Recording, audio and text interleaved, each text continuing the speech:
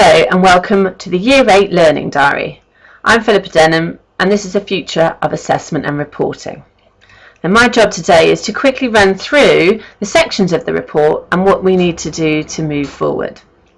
Please remember at all times that this is a work in progress and it needs feedback from you as a teacher, as the students, the tutors, the parents to improve it. This is step one. So let's have a look at it. Name of the student here and then the subjects that they are doing. This is the target level at the end of Key Stage 3 and then attainment targets that you would have put in the Learning Gateway for Term 2 and Term 3.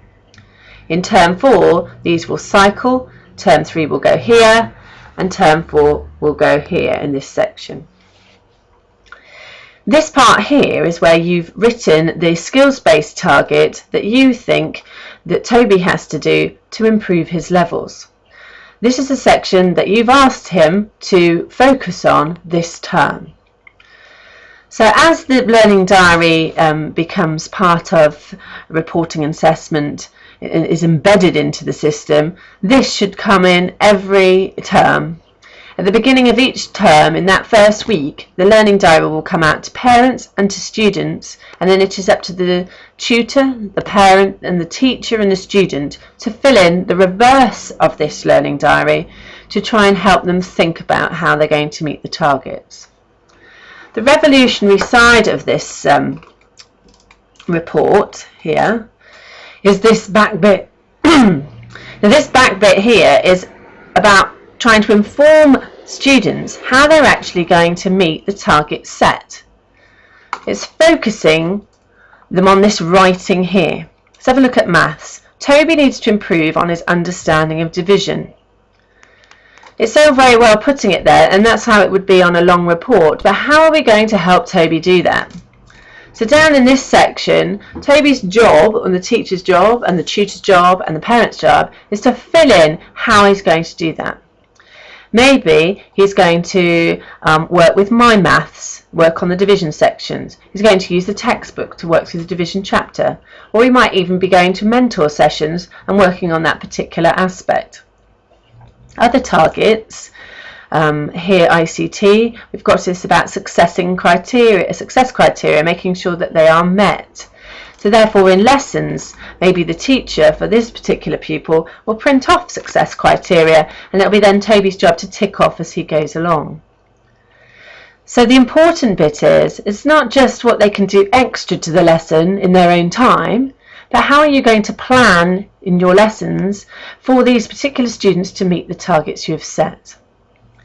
Now understand that you have 30, 20, however many students in your class, and it would be virtually impossible to plan in how they're going to meet their individual targets for each child.